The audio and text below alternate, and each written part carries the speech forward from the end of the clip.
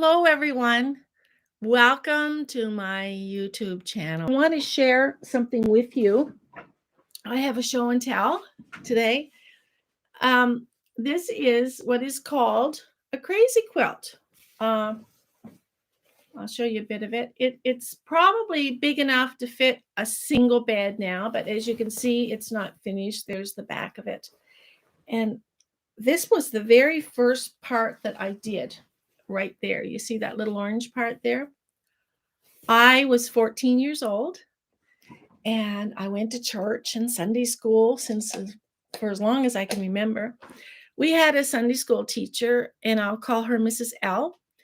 She wanted her class to get together on Friday night to learn how to quilt because she was a great quilt maker. I did not want to do that at 14, but hey, there wasn't a whole lot else to do on Friday night. And with some encouragement, we went. So there might have been 6 or 8 of us, and we all started these crazy quilts. I don't think any of us finished them. This certainly is not finished, and that's quite a few years ago, and I've been keeping it ever since. And I'll tell you why in a few minutes. Um, so she said, bring some scraps of material left over from, back in the day, people used to sew all their own clothes. So we took home ec and we were making a blouse and different things. So we kept the scraps of material, and our mothers would make things for us. And you could also go to a store and buy a bag of odd quilt pieces. So we would do that, and we got the embroidery floss and everything, and we started this thing, and it was kind of fun. And so, as I said, I've been hauling it around with me all these years. And one day I got to thinking about this crazy quilt.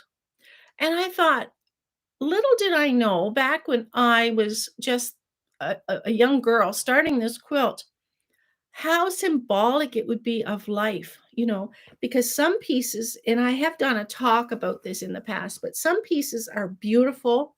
You want them to be in the quilt. And other pieces were not all that, pretty. And you think, well, but when you put it all together, it makes a beautiful design.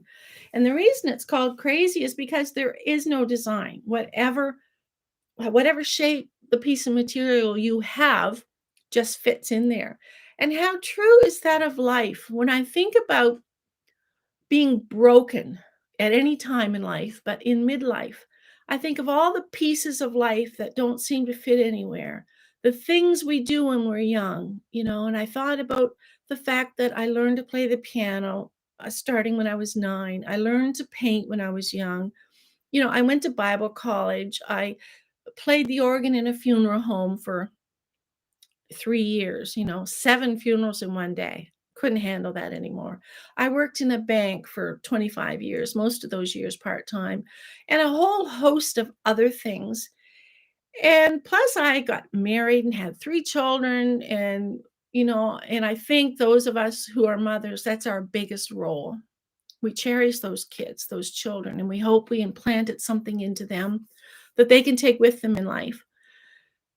But once they're grown up and gone, and we think, well, how do all these pieces fit together? Who am I? Who am I?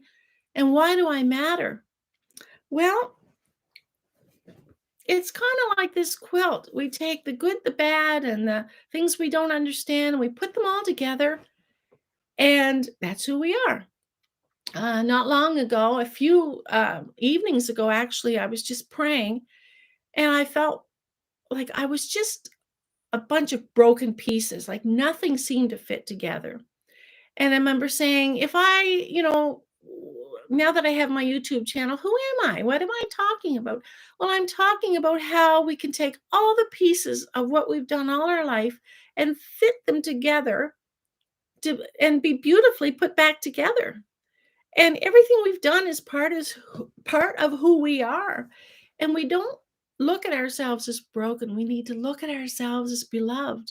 And I just felt a warmness come over me. And it was like Jesus said, I don't see you broken. I see you whole. I see Jesus when I look at you because I asked Jesus into my heart and life as a young girl.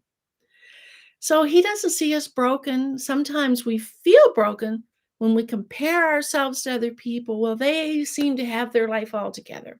They went in a straight line from point A to B. I didn't. I took the scenic route. I took all the detours along the way to get where I am now. Some people just knew how to put that foundation down there and build on it and get to where they want to go. As I say, I took a very detoured route. But the important thing is that I am whole anyway. And that's what I wanted to share with you. Whatever it was you wanted to do when you were young, pick up those things again and do them. And will you do me a favor? Remember this quilt and see your life as a quilt and say, some of these were pieces that were chosen to be a part of this quilt, and others were just pieces that we just fit in, like they weren't the prettiest ones in the bunch.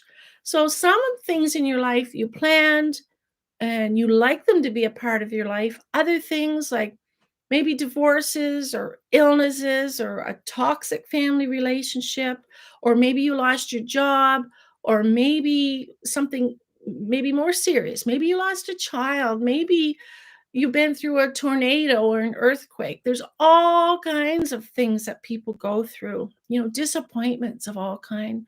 But remember, you made it. And you made it through all your worst days as well as all your best days, and you're here. So I have a plaque on the wall that says the best time to celebrate is anytime you can. So let's celebrate being alive. You are beloved. Okay, catch you next time. Bye bye.